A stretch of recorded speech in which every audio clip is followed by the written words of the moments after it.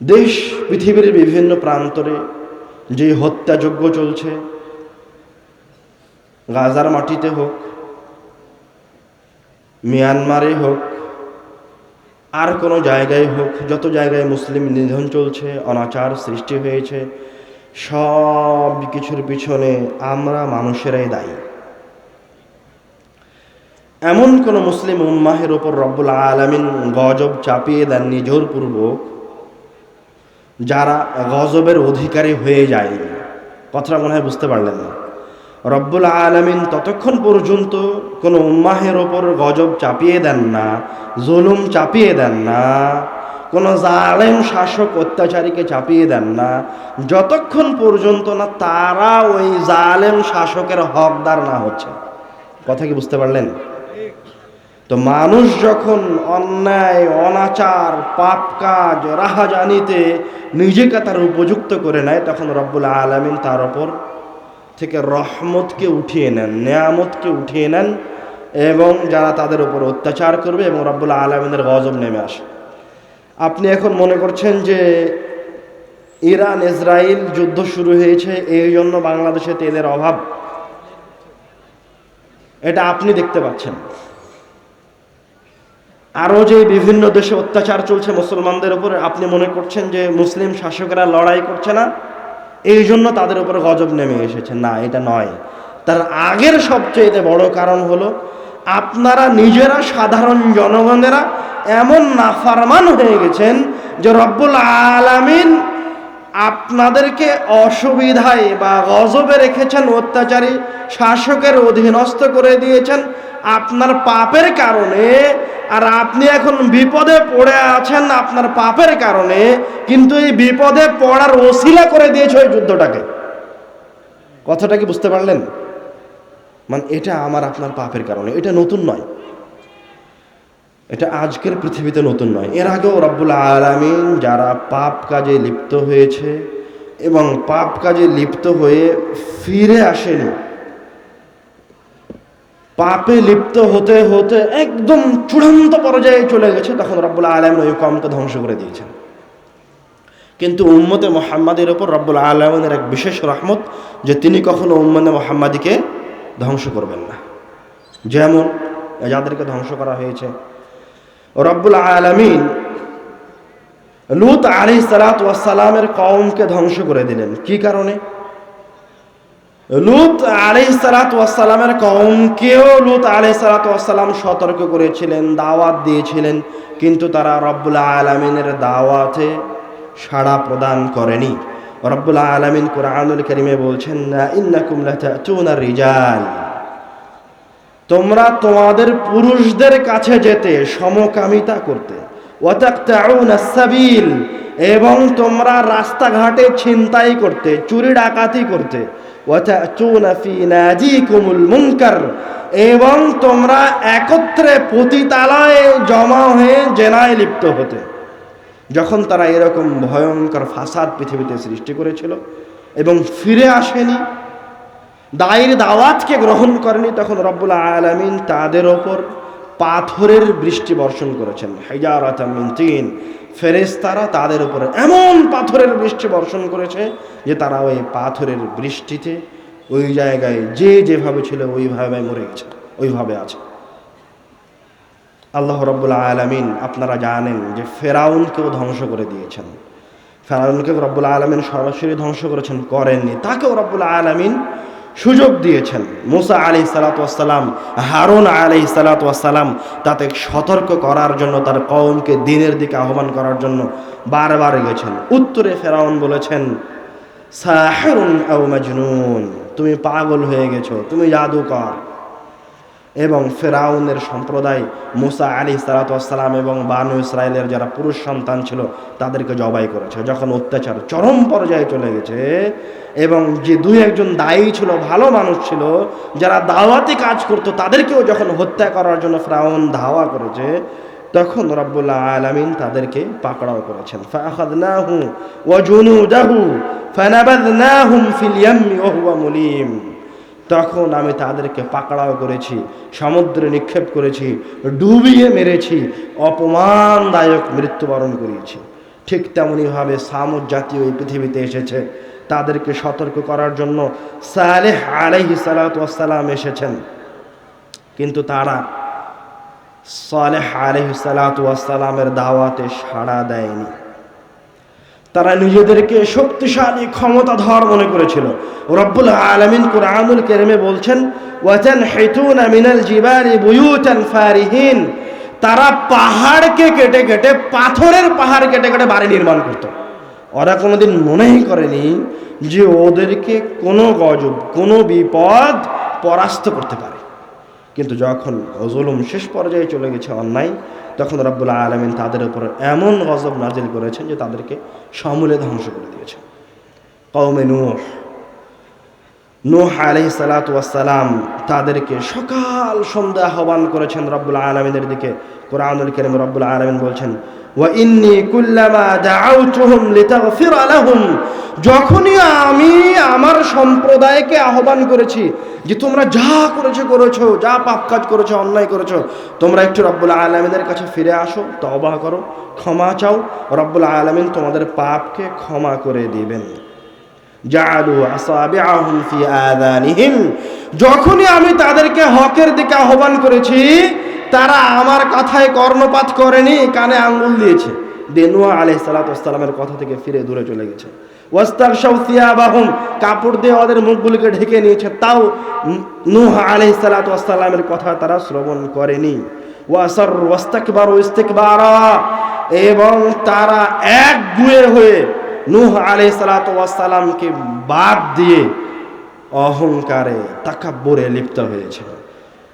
যখন তারা অন্যায়ের শেষ পর্যায়ে চলে গেছে, রব্বুল আলামিন বলছেন, কানু কওমান ফাসিকিন, যখন তারা ফাসিকিয়াতের শেষ পর্যায়ে চলে গেছে, তখন রব্বুল আলামিন তাদেরকে বন্যা দিয়ে সবাইকে ডুবিয়ে মেরে ফেলেছেন।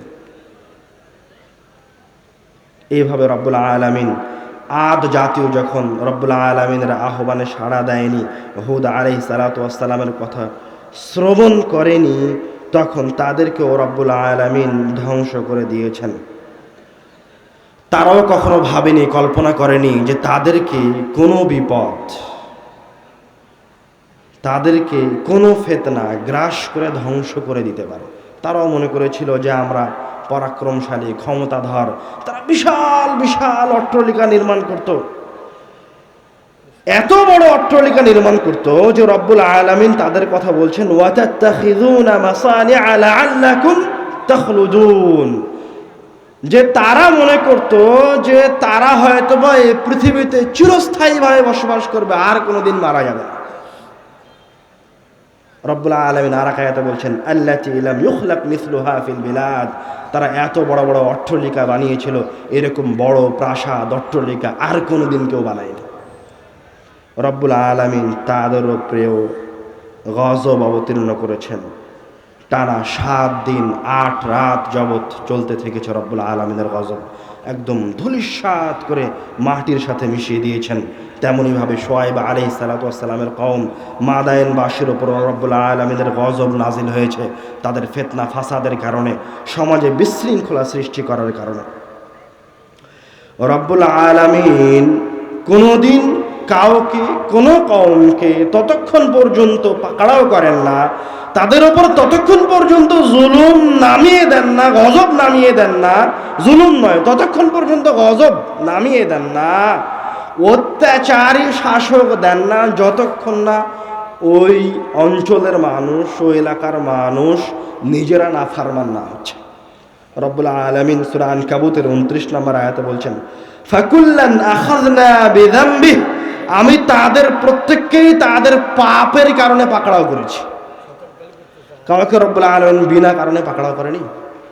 এখনো যাদের উপর অত্যাচার হচ্ছে, জুলুম হচ্ছে, আপনার দৃষ্টিতে তারা প্রথমে রব্বুল আলামিনের নাফরমানি করেছে। যদি বিশ্বাস না হয় তো গিয়ে দেখেন। আমি বাংলাদেশের উদাহরণ দিই। বাংলাদেশ এখন যতটুকু অস্থিতিশীল পর্যায়ে আছে, এটা তার পাপের কারণে, এটা আমাদের অন্যায়ের কারণে।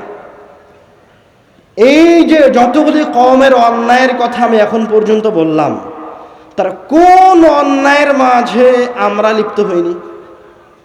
জেনা বলেন, ব্যভিচার বলেন, সমকামিতা বলেন, আপনার বড় বড় বিল্ডিং বানানোর পাল্লাপাল্লি বলেন, প্রতিযোগিতা বলেন, রব্বুল আলামিন লূত সম্প্রদায়কে সমকামিতা এবং জেনার পাশাপাশি আরও একটা কারণে ধ্বংস করেছেন, সেটা হচ্ছে লুটপাট, ডাকাতি। আমরা ওই ডাকাতিতেও লিপ্ত আছি এখন। এমন কোনো কাজ নাই, এমন কোনো জঘন্যতম অপকর্ম নাই যা এখন আমরা করি না। কিভাবে রব্বুল আলামিনের রহমত আমরা পেতে পারি আপনি কল্পনা করেন? কিভাবে রব্বুল আলামিনের রহমত আসতে পারে? যত ধরনের যানবাহন আছে যেগুলো মানুষ এক জায়গা থেকে আরেক জায়গায় যাওয়ার জন্য ব্যবহার করে, সব এখন জেনার কারখানা হয়ে গেছে। মেট্রো বলেন, ট্রেন বলেন। এই দেশের শতকরা 95% মানুষ মুসলমান। যে ট্রেনের বগিতে একজন টিকটকার জেনা করতেছে, সেই বগিতে যে করতেছে সেও মুসলমান। যারা তাকিয়ে থেকে তাদের দিকে দেখছে, মজা করছে, আনন্দ নিচ্ছে, তারাও মুসলমান। যে অফিসে আপনি 12 ঘন্টা বসে থাকেন, ডিউটি করেন নিয়মিত, দিনের অর্ধেক সময়, জীবনের অর্ধেক সময় যে অফিসে আপনি অতিবাহিত করছেন, ওই অফিসের যে রুমে বসে আছেন তার পাশের রুমে আর একজন জেনায় লিপ্ত, তার পাশের বাথরুমে আর একজন জেনা করছেন। তো কীভাবে রব্বুল আলামিন আপনার ওপর রহমত বর্ষণ করবেন অথচ আপনার পাশে আর একজন জেনা করছে? আপনার পাশে আপনি একজন তাসবিহ পড়ছেন, সুবহানাল্লাহ, আলহামদুলিল্লাহ, লা ইলাহা ইল্লাল্লাহ, আয়াতুল কুরসি পড়ছেন, কত দোয়া পড়ছেন, আর পাশে আপনার আরেকজনের কাছ থেকে সুদ ছাড়া, ঘুষ ছাড়া কাজ করছে না, আপনি ওকে কোনো কিছু বলেন না। আপনি কি মনে করছেন যে আপনার এই তাসবিহ, আপনার এই সুবহানাল্লাহ, আলহামদুলিল্লাহ ওই গজব থেকে বাঁচাবে যেই গজবে ওই অপরাধকারী পতিত হবে? যখন পাপ প্রকাশ্যে চলে আসে তখন গজব একসাথে সবাইকে পাকড়াও করে, কাউকে ছাড়ে না, কেউ বাদ যাবে না।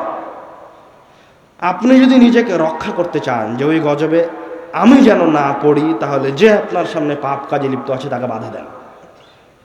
আপনি যদি তাকে বাধা দেন, তাহলে তারপরেও যদি রব্বুল আলামিনের গজব আসে, তো কোনো না কোনোভাবে রব্বুল আলামিন আপনাকে ওই গজব থেকে বের করে নেবেন। কথা কি আপনারা বুঝতে পারলেন না? বুঝতে পারলেন না?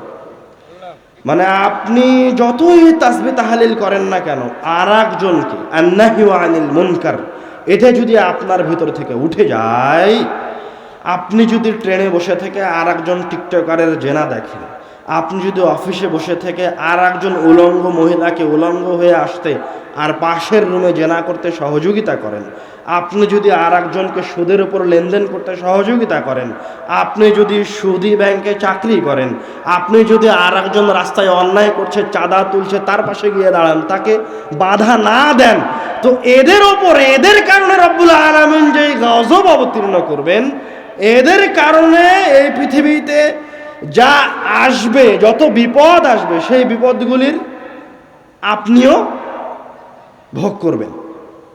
এই বিপদগুলি আসার কারণ আপনিও হবেন। আর আপনি যদি দাওয়াতি কাজ চলমান রাখেন, রব্বুল আলামিন যদি কোনো বিপদ দিয়েও দেয়, তো রব্বুল আলামিন আপনাকে কোনো না কোনোভাবে ওই বিপদ থেকে বের করে নিয়ে আসবেন। সুবহানাল্লাহ। এই বিপদ থেকে, এই পৃথিবীর এই ক্রান্তি লগ্নের সময় থেকে, এই বাংলাদেশকে যদি আমরা আবারও ফিরিয়ে নিয়ে যেতে চাই, নিজেকে যদি বাঁচাতে চায়, তো পুনরায় রব্বুল আলামিনের কাছে ফিরে আসতে হবে। রব্বুল আলামিনের কাছে ফিরে আসা ছাড়া কোনো উপায় নাই। হকের পথে ফিরে আসা ছাড়া কোনো উপায় নাই। রব্বুল আলামিন অসংখ্য আয়াতে বলেছেন, যারা ভালো, যারা নেক কাজে লিপ্ত, যখন কোনো সম্প্রদায়ের জন্য সমাজের মানুষ ভালো কাজের দিকে ফিরে আসে, তখন রব্বুল আলামিনের রহমত অটোমেটিক তাদের উপর চলে আসে, বরকত তাদের উপর চলে আসে, রুটি রুজি একা একাই তাদের কাছে আসে, তাদেরকে যেতে হয় না রুটি রুজির জন্য।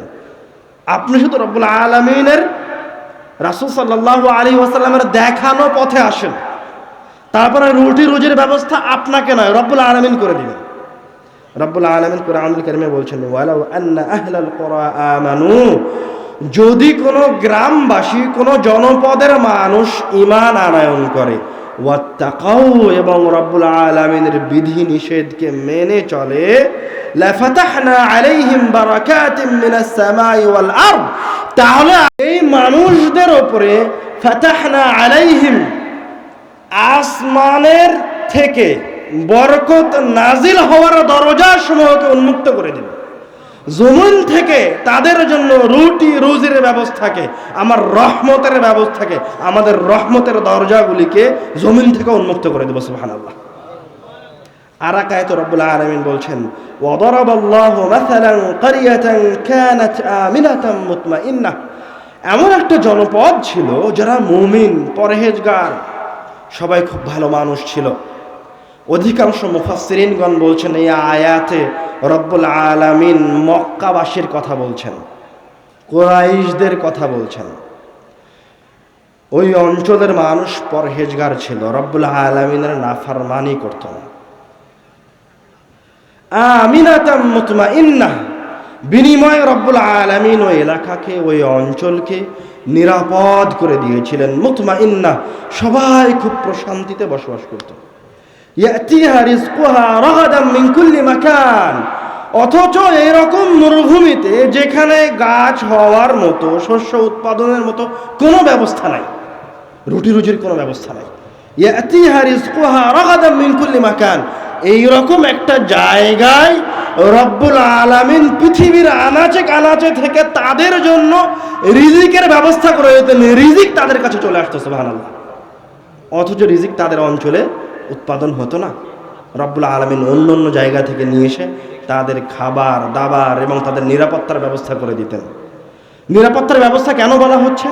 কেননা ওই সময় তাদের আশেপাশের যত এলাকা আছে, যত দেশ আছে, কাবিলা আছে, সবাই যুদ্ধে লিপ্ত, কারো নিরাপত্তা নেই। কেউ নিরাপদে এক দেশ থেকে আর এক দেশে ব্যবসার জন্য যেতে পারে না। অথচ আপনি ইতিহাসে দেখবেন, রাসূলুল্লাহ সাল্লাল্লাহু আলাইহি ওয়াসাল্লামের সিরাতে দেখবেন যে কুরাইশ বংশের এরা, মক্কার অধিবাসীরা নিরাপদে সিরিয়ায় যেত, শামে যেত, মিশরে যেত, এই সমস্ত অঞ্চলে তারা ব্যবসা বাণিজ্য করত। তারা ধনী ছিল, কোটিপতি ছিল। তাদেরকে কেউ রাস্তায় ছিনতাইও করতো না, বিপদেও ফেলতো না। এটা রব্বুল আলামিনের পক্ষ থেকে তাদের উপর একটা খাস নিয়ামত ছিল। তারপরে রব্বুল আলামিন বলছেন, ফাকাফারাত বিআনউমিল্লাহ, এক পর্যায়ে গিয়ে তারা রব্বুল আলামিনের নিয়ামতকে অস্বীকার করলো। তারা রাসূল সাল্লাল্লাহু আলাইহি ওয়াসাল্লামের দাওয়াতকে অস্বীকার করলো। ফাআযাকাহুল্লাহ লিবাসাল জু'i ওয়াল খাউফ, এবার রব্বুল আলামিন তাদের উপরে ক্ষুধা, খাদ্যের সংকট এবং অনিরাপত্তাকে চাপিয়ে দিলেন। তারা এবার ভয় পাওয়া শুরু করলো। বিমা কানু ইয়াসনাউন, এবং তাদের এই অনিরাপত্তার কারণ হচ্ছে তারা যে কাজগুলি করত সেগুলি। কি কাজ করত? তারা রাসূল সাল্লাল্লাহু আলাইহি ওয়াসাল্লামের উপর অত্যাচার করত। তারা যারা অনুসরণ করেছিল তাদেরকে শাস্তি দিত, তাদেরকে মক্কা থেকে বের করে দিল। এবং রব্বুল আলামিনের নাফরমানি করার কারণে যাদের উপর এতদিন তিনি নিয়ামত দিয়ে রেখেছিলেন, এদের সবাইকে, এদের সবার সর্দারদেরকে বদর প্রান্তরে রব্বুল আলামিন হত্যা করলেন। সাহাবায়ে কেরামগণ এদেরকে হত্যা করলেন। কালেমার পতাকা আবার এদের উপর বিজয়ী হল। এইভাবে রব্বুল আলামিন যারাই ফিরে আসে তাদের উপর তার রহমত, তার বরকত, তার নেয়ামত অবতীর্ণ করতে থাকেন। এবং যারা সৎ বান্দা রব্বুল আলামিনের তাসবিহ করে, যেটা আপনাকে বললাম, আপনি যদি দাওয়াতি কাজ চালু রাখেন আর রব্বুল আলামিনের গজব চলে আসে, তো আপনি যেহেতু দাওয়াতি কাজ করেন, রব্বুল আলামিন আপনাকে ওই গজব থেকে বের করে নিয়েন। তার দলিল, তার সবচেয়ে বড় দলিল হচ্ছে ইব্রাহিম আলাইহিস সালাতু ওয়াস সালাম। ইব্রাহিম আলাইহিস সালাতু ওয়াস সালাম ছিলেন রব্বুল আলামিনের নবী, পরহেজগার বান্দা, মানুষকে দাওয়াত দিতেন। কিন্তু মানুষ তার দাওয়াত গ্রহণ করেনি, তাকে আগুনে নিক্ষেপ করলো। রব্বুল আলামিন আগুনকে বললেন, কুনি বারদাম ওয়া সালামা, হে আগুন তুমি ঠান্ডা হয়ে যাও। আসহাবুল উখদুদের ঘটনা আপনারা শুনেছেন, ওই যুবকের ঘটনা আপনারা জানেন। রাজা তাকে বহুভাবে, বিভিন্নভাবে হত্যা করার চেষ্টা করে, কিন্তু হত্যা করতে পারে না, মারতে পারে না। শেষ পর্যন্ত ওই যুবক নিজে বলে দিল যে কিভাবে তাকে হত্যা করা যাবে। তখন রাজা ওই যুবক যে পদ্ধতির কথা বলে দিল যে তুমি আমার রবের নামে আমার দিকে তীর চালাও, তাহলে তুমি আমাকে হত্যা করতে পারবে, সেইভাবে তাকে হত্যা করলো। রব্বুল আলামিন ওই যুবককে নিরাপত্তা প্রদান করলেন তার দাওয়াতি কাজের কারণে। ইউনুস আলাইহিস সালাতু ওয়াস সালাম রব্বুল আলামিনের একজন পরহেজগার বান্দা। তিনি যখন সাগরে হাবুডুবু খাচ্ছেন, মাছ তাকে গিলে নিয়েছে, রব্বুল আলামিন এই পরহেজগার বান্দার ডাকে সাড়া প্রদান করলেন। তাকে তিনি ওই সমুদ্রে, যেই জায়গায় বাঁচার কোনো উপায় নাই, তিনিও জানেন তার বাঁচার কোনো উপায় নাই, কিন্তু রব্বুল আলামিন ক্ষমতাশীল, তার ক্ষমতার উপরে কোনো ক্ষমতা নাই। তিনি চাইলেই কোনো উপায় বের করে দিতে পারেন। রব্বুল আলামিন তাকে ওই সমুদ্র থেকে, ওই মাছের পেট থেকে বাঁচালেন, রক্ষা করলেন। আসহাবে কাহফের যুবকদের ঘটনা জানেন, তারাও দাওয়াতি কাজে বের হয়েছিল। তাদেরকে হত্যা করার জন্য রাজা সব জায়গায় তাদেরকে খুঁজছে। রব্বুল আলামিন তাদের নিরাপত্তার ব্যবস্থা করলেন, তারা গুহায় গিয়ে আশ্রয় নিল। তাদেরকে কেউ হত্যা করতে পারল না, রব্বুল আলামিন তাদেরকে নিরাপদ করে দিলেন। তারা দাওয়াতি কাজ করতো, ভালো মানুষ ছিল। নূহ আলাইহিস সালাতু ওয়াস সালামের কওম যারা নাফরমানি করেছিল, সবাইকে রব্বুল আলামিন পানিতে ডুবিয়ে দিলেন। কিন্তু নূহ আলাইহিস সালাতু ওয়াস সালাম রব্বুল আলামিনের বান্দা, দাওয়াতি কাজ করতেন, এবং তারা যারা অনুসারী ছিল তাদেরকে রব্বুল আলামিন নৌকাতে করে রক্ষা করলেন, বাঁচালেন। বদরের যুদ্ধে, খন্দকের যুদ্ধে রাসূল সাল্লাল্লাহু আলাইহি ওয়াসাল্লাম যত যুদ্ধ করেছেন, সব যুদ্ধে মুসলমানরা দুর্বল, মুহাম্মদ সাল্লাল্লাহু আলাইহি ওয়াসাল্লাম দুর্বল। অস্ত্র নাই, শস্ত্র নাই, কোনো কিছু নাই, কিন্তু রব্বুল আলামিন প্রত্যেকটা যুদ্ধে কাদেরকে বিজয়ী করেছেন? মুহাম্মদ সাল্লাল্লাহু আলাইহি ওয়াসাল্লামকে, এই দুর্বলদেরকে বিজয়ী করেছেন। কোনো অস্ত্র ছাড়া, ক্ষমতা ছাড়া। কেন? তারা রব্বুল আলামিনের তাসবিহ পাঠ করে, তারা রব্বুল আলামিনের দ্বীনকে প্রচারের জন্য দাওয়াতি কাজ করে। যদি নিজেকে বাঁচাতে চান তাহলে দাওয়াতি কাজে আসেন। দাওয়াতি কাজ শুধুমাত্র আলেম ওলামার উপরে ন্যস্ত করা নাই, দাওয়াত দেওয়া আপনারও কর্তব্য। যখন আপনি দেখছেন বাসেই আর একজন বেহায়া অবস্থায় আছে, আপনার দায়িত্ব তাকে বলেন সে যেন বেহায়া অবস্থায় না থাকে। আপনার দায়িত্ব তাকে বলেন সে যেন এই জায়গায় নাচ গান নর্তকের ভিডিও না করে। আপনি বগুড়া অঞ্চলের মানুষ, কত আহলে হাদিস, হাজার হাজার আহলে হাদিস, অথচ আপনার এই বগুড়া শহরেই এই রাস্তা দিয়ে বের হলে আপনি দেখবেন উলঙ্গ মহিলারা হেঁটে যাচ্ছে। ওদেরকে নিষেধ করা আপনার দায়িত্ব।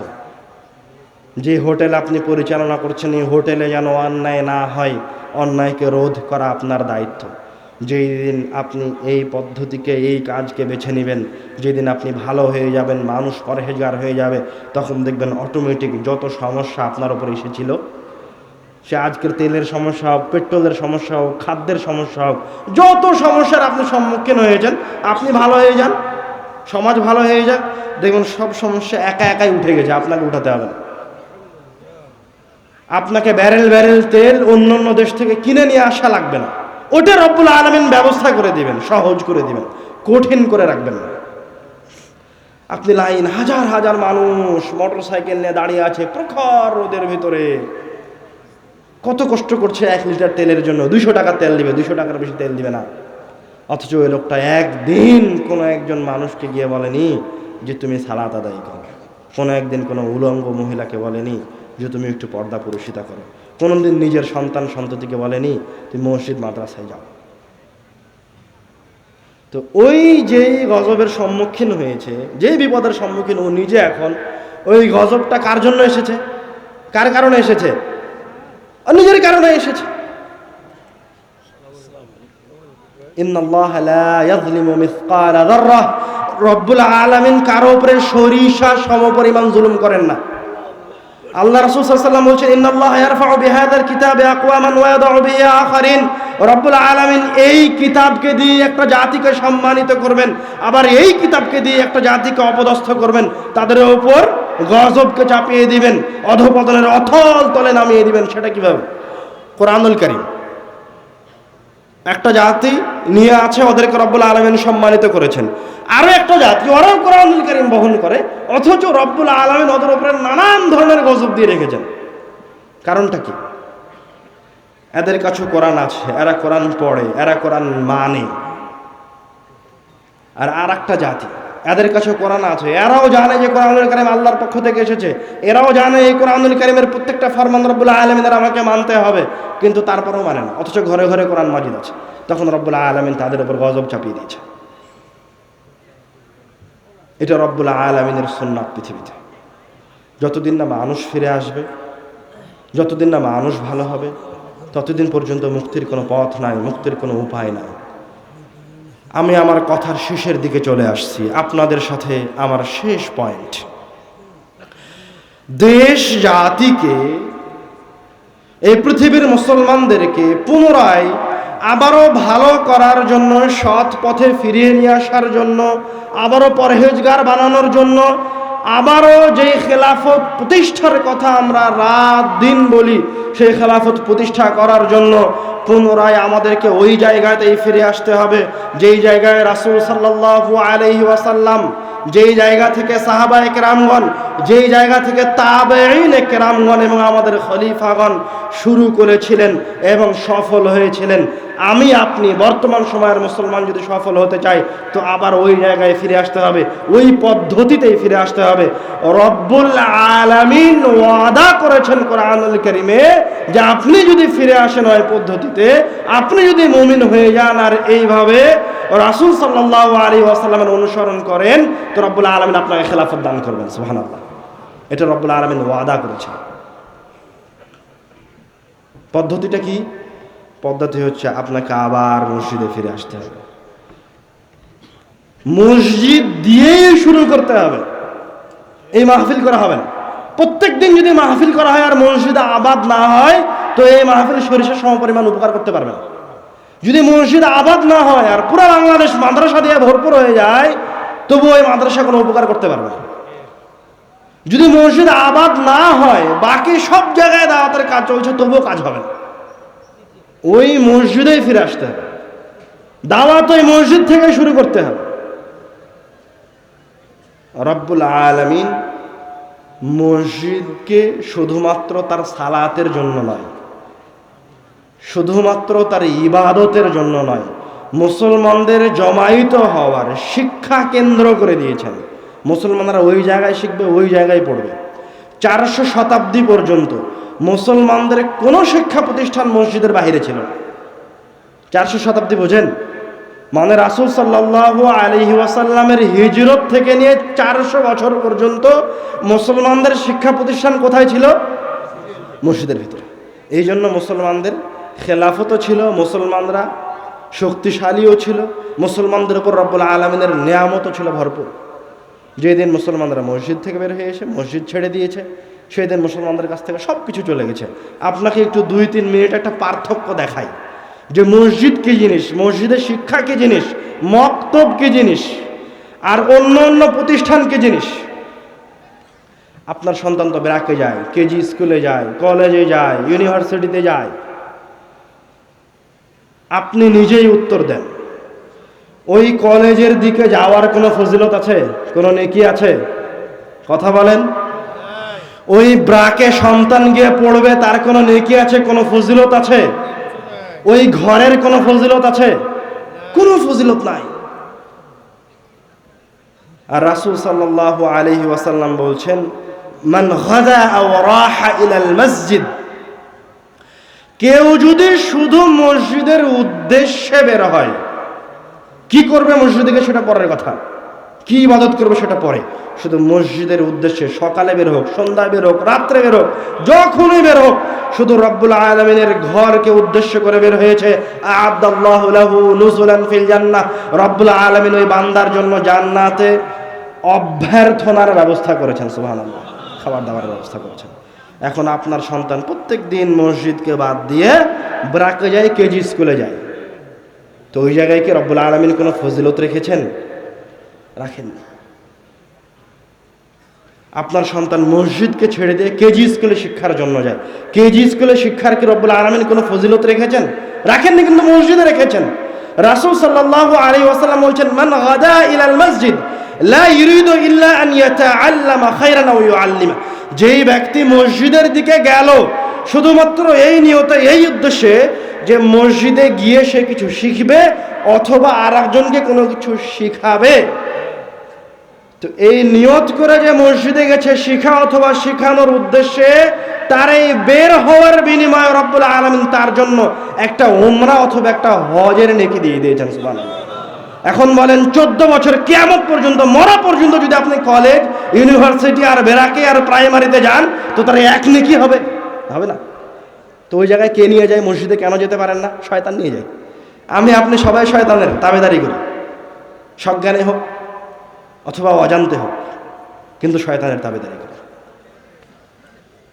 শুধু তাই নয়, রাসূল সাল্লাল্লাহু আলাইহি ওয়াসাল্লাম বলছেন, যখন আমি আপনি মসজিদে একত্রিত হয়েছি পড়াশোনার জন্য, মাজতামা কওমুন ফি বাইতিন মিন বুয়ুতিল্লাহ, যে কোনো জায়গায় যে কোনো আল্লাহর ঘরে, ওই ঘরে এসি থাকতে হবে, ওই ঘরে ফ্যানের ব্যবস্থা থাকতে হবে এমন নয়। এই গাছের নিচ যদি আগামীকাল মসজিদের জন্য নির্ধারিত হয়ে যায়, আর এই গাছের নিচে যদি মানুষ সালাত আদায় করতে শুরু করে, তো এই গাছের নিচে এখন মসজিদ হয়ে গেছে। এই জায়গায় এখন যদি কোনো মানুষ, বাচ্চা কাচ্চা, আমি আপনি পড়াশোনার জন্য একত্রিত হই, তো রাসূল সাল্লাল্লাহু আলাইহি ওয়াসাল্লাম বলছেন, ইল্লা নাযালাত আলাইহিমুস সাকিনাহ, তাহলে ওই জায়গায় যারা একত্রিত হয়েছে পড়াশোনার জন্য, ওদের উপর রব্বুল আলামিনের পক্ষ থেকে সাকিনা, প্রশান্তি অবতীর্ণ হবে। ওয়া গাশিয়াতহুমুর রাহমাহ, ওদেরকে রব্বুল আলামিনের রহমত ঢেকে থাকবে। ওয়া হাফাতহুমুল মালাইকা, রব্বুল আলামিনের ফেরেশতারা তাদেরকে ঘিরে থাকবে। এতটুকুই নয়, এই দুই তিনটা ফজিলতি যথেষ্ট ছিল, কিন্তু রাসূল সাল্লাল্লাহু আলাইহি ওয়াসাল্লাম এই জায়গায় থেমে গেলেন না। রাসূল সাল্লাল্লাহু আলাইহি ওয়াসাল্লাম আরো বললেন, যারা মসজিদে বসে থেকে পড়াশোনা করছে, রব্বুল আলামিনের জিকির করছে, রব্বুল আলামিন এদের কথা, এইরকম পাপিষ্ঠ বান্দার কথা, আমার আপনার মতো একজন ছোট্ট বান্দার কথা রব্বুল আলামিন, আমাদের সৃষ্টিকর্তা, জগৎসমূহের সৃষ্টিকর্তা, আমাদেরকে মসজিদে বসে পড়াশোনা করতে দেখে খুশি হয়ে তার অন্যান্য ফেরেশতাদেরকে বলেন সুবহানাল্লাহ। এখন বলেন যে মসজিদ ছেড়ে দিয়ে যে আপনি অন্যদিকে গেছেন, তো এটা আপনার জন্য কতখানি উপকারী হয়েছে না ক্ষতির কারণ হয়েছে? তো আমি আপনি নিজে আমাদের নিজের সন্তানদেরকে পথভ্রষ্ট করার জন্য, নিজের সন্তানের ভবিষ্যৎকে অন্ধকার করার জন্য, নিজের সন্তানদেরকে কোন এক ঘুষখোর, সুদখোর, কোন এক অত্যাচারী, জালেম, কোন এক বিশেষ ক্যাডার বানানোর জন্য, শাসক বানানোর জন্য উঠে পড়ে লেগে আছে। এই জন্য মসজিদে পাঠাই না, অন্য অন্য স্কুলে পাঠাই। অথচ আপনার জন্য জরুরি ছিল আপনার সবার সন্তান, আমাদের সবার সন্তান প্রত্যেক দিন নিয়মিত মসজিদে যাবে পড়াশোনা করার জন্য। আমি কথা বলছি না যে সব স্কুল কলেজ বন্ধ করে দেন, না, বন্ধ করিয়েন না, আমি বন্ধ করতে বলিনি, কিন্তু আমি আপনাদেরকে বলছি যে শিক্ষা কেন্দ্র হিসেবে মসজিদকে রাখেন। ওই জায়গায় যাওয়ার আগে যেন আপনার সন্তান এই জায়গায় পড়াশোনা করে। যতদিন পর্যন্ত না আবার এই মসজিদে ফিরে আসবেন, ততদিন পর্যন্ত নাজাতের কোনো উপায় নাই। রব্বুল আলামিন আমাদেরকে রাসূল সাল্লাল্লাহু আলাইহি ওয়াসাল্লামের দেখানো পথে ফিরে আসার তৌফিক দান করুন, আল্লাহুম্মা আমিন। আমরা যেন আমাদের মসজিদগুলোকে পুনরায় আবাদ করতে পারি। প্রত্যেকটা মসজিদে মসজিদে যেন মক্তব পরিচালিত হয়।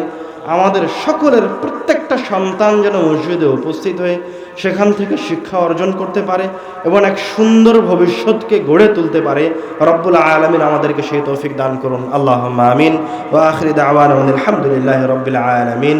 আপনাদেরকে শুরুতে একটা কথা বলেছি, খবরদার কেউ একজন ব্যক্তি উঠে আসবেন না, উঠে আসা অপরাধ। আমাকে সালাম দেওয়ার দরকার নাই। এরপরে যিনি কথা বলতে শুরু করবেন উনিও কোরআন হাদিসের অনুবাদ করবেন, তো কেন আপনি উঠে আসছেন? উঠে আসা অন্যায়। যেভাবে বসে আছেন ওইভাবে বসে থেকে কথা শোনার চেষ্টা করবেন। রব্বুল আলামিন এই মজলিসকে কবুল করুক, আল্লাহুম্মা আমিন। আসসালামু আলাইকুম ওয়া রাহমাতুল্লাহ। আলহামদুলিল্লাহ, জাযাকাল্লাহ খায়র। অত্যন্ত মূল্যবান আলোচনা শুনছিলাম। সম্মানিত সুধীবৃন্দ, আমাদের মাঝে আজকের এই মাহফিলের প্রধান আকর্ষণ শেখ আব্দুর রাজ্জাক বিন ইউসুফ হাফিজাহুল্লাহ, উনি উপস্থিত আছেন। খুব তাড়াতাড়ি মঞ্চে চলে আসবেন। এ পর্যায়ে আমাদেরকে সালাম পেশ করছেন আজকের এই মাহফিলের সম্মানিত সহসভাপতি জনাব এটিএম আমিনুল ইসলাম সরকার পিন্টু।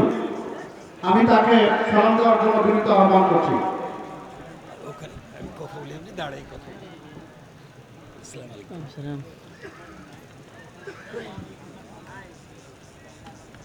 আসসালামু আলাইকুম ওয়া রাহমাতুল্লাহ। সম্মানিত সভাপতি, উপস্থিত ধর্মপ্রাণ মুসলমান, আমার পাশে যারা বিশিষ্ট আছেন এবং সম্মুখে যারা আছেন, সবার প্রতি আমার আন্তরিক অভিনন্দন, ভালোবাসা। আপনারা নিশ্চয়ই জানেন আব্দুর রাজ্জাক বিন ইউসুফ, এনার সঙ্গে আমাদের একটা আত্মিক সম্পর্ক আছে। শুধু তাই না, উনি আমাদের খুব নিকটতম একজন আত্মীয়। এরপরেও